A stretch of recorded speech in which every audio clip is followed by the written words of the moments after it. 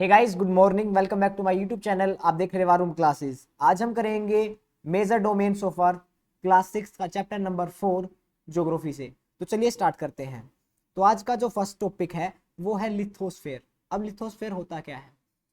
Lithosphere, it is the hard rocky outmost shell of earth made up of rocks and soil.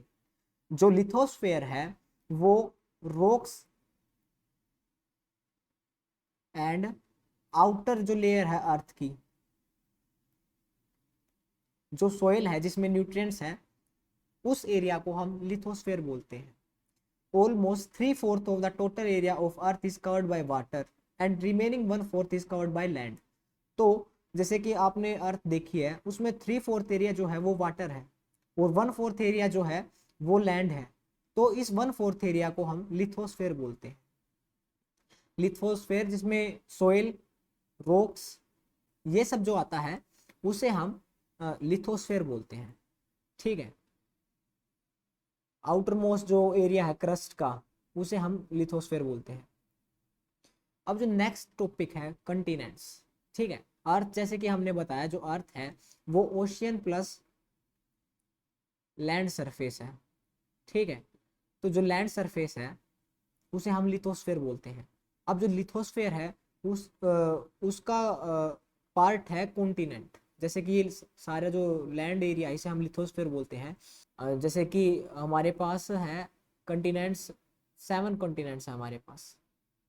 First है Africa, ये जो है ये area, ये है अफ्रीका। नेक्स्ट है अंटार्कटिका, ये साउथ पोल की तरफ है, ये इस कॉन्टिनेंट को बोलते हैं अंटार्कटिका। ये है एशिया। एशिया जो है वो सबसे बड़ा कॉन्टिनेंट है। ठीक है। सबसे लार्जेस्ट कॉन्टिनेंट जो है वो एशिया है। नेक्स्ट है ऑस्ट्रेलिया, ये वाला। ऑस्ट्रेलिया का दूसरा नाम है ओशियाना, ओसनिया। ठीक है। नेक्स्ट है यूरोप। नेक्स्ट है नॉर्थ अमेरिका, ये जो नॉर्दर्न हेमिस्फेयर में है, जो ये है। और लास्ट है साउथ अमेरिका। ठीक है। तो ये थे हमारे कंटिनेंट्स। अब जो नेक्स्ट है वो है हाइड्रोस्फेयर। जैसे कि मैंने बताया कि जो अर्थ है वो ओशियन प्लस लैंड सरफेस से, ओशियन और लैंड सरफेस है अर्थ का। तो जो लैंड है वो होगी लिथोस्फेयर, और जो वाटर पार्ट है, जो ओशियंस हैं, उसे बोलते हैं हम hydrosphere. A hydrosphere is a total amount of water on a planet. जितना भी वाटर है हमारी अर्थ पर, उस पार्ट को हम हाइड्रोस्फेयर बोलते हैं। The hydrosphere includes water that is on the surface of planet. Earth, जैसे मैंने बताई, अर्थ पे रिवर्स हैं या ओशियंस हैं, जहाँ पर भी वाटर प्रेजेंट है उस पार्ट को हम हाइड्रोस्फेयर बोलते हैं। Underground and in the air, air में भी, बल्कि हम बोलें कि जैसे कि क्लाउड्स हैं, वो भी हाइड्रोस्फेयर का पार्ट है। A planets hydrosphere can be liquid, vapour और आइस। लिक्विड जैसे कि ओशियंस और रिवर्स में, वेपर जैसे कि रेन की फॉर्म में, और आइस ग्लेशियर्स की फॉर्म में। इन सभी पार्ट्स को हम हाइड्रोस्फेयर बोलते हैं।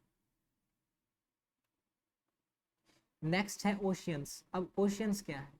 ओशियंस जो है ये वाटर बॉडीज है, बहुत लार्ज वाटर बॉडीज। मोस्टली इसमें साल्ट वाटर होता है।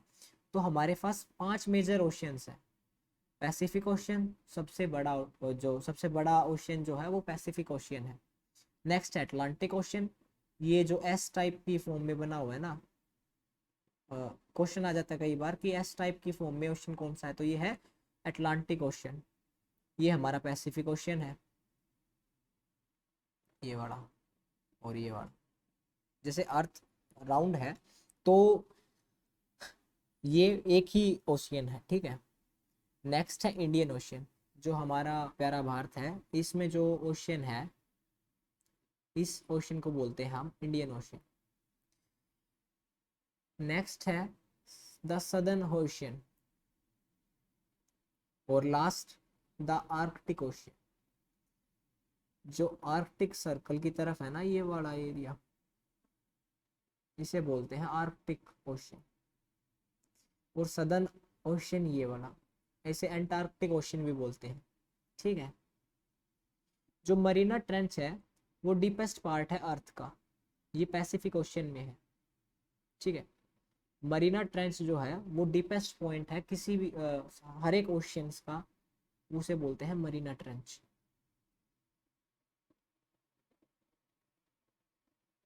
और जो पैसिफिक ओशियन है हमारा, वो 1/3 एरिया कवर करता है टोटल वाटर का। नेक्स्ट है एटमॉस्फेयर। एटमॉस्फेयर क्या है? एटमॉस्फेयर एक ब्लैंकेट की तरह है एयर के, जो अर्थ को सराउंड किया हुआ है। जैसे कि ये हमारी प्यारी अर्थ है, इसमें ये जो है एरिया,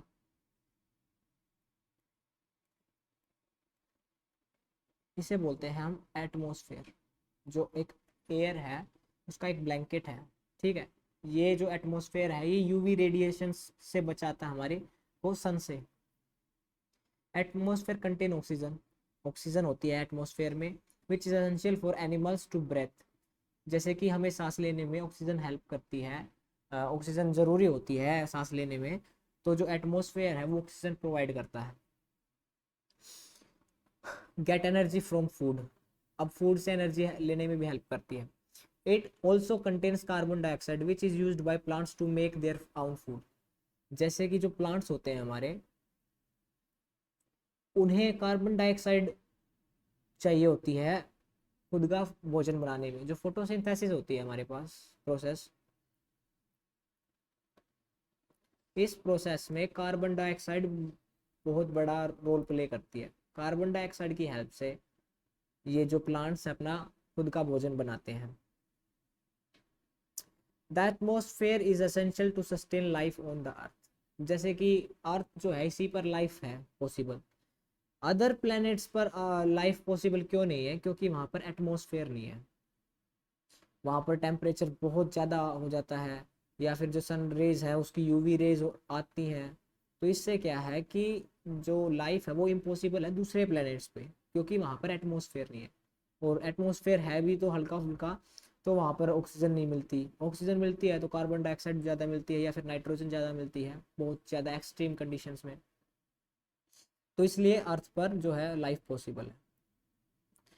नेक्स्ट जो है हमारे पास वो है बायोस्फेयर। अब बायोस्फेयर, बायोस्फेयर होता क्या है? एटमॉस्फेयर, हाइड्रोस्फेयर और लिथोस्फेयर, जिसे हम जियोस्फेयर भी बोलते हैं, इन सभी के कॉम्बिनेशंस को हम बायोस्फेयर बोलते हैं। The biosphere is the narrow zone of contact between land, water and air. Air जो कि एटमॉस्फेयर को डिनोट कर रही है, लैंड जो है वो लिथोस्फेयर, वाटर जो है वो हाइड्रोस्फेयर।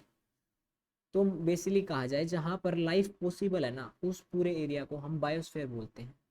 तो it is the zone in which the life exist. जैसे मैंने बताया कि जहाँ पर भी लाइफ एग्जिस्ट है अर्थ पर, उस पूरे एरिया को हम बायोस्फीयर बोलते हैं, as a result of interaction between land, water and air.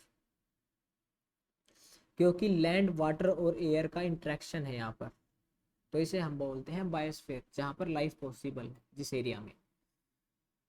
तो आज के लिए बस इतना ही, मिलते हैं नेक्स्ट वीडियो में। Thank you.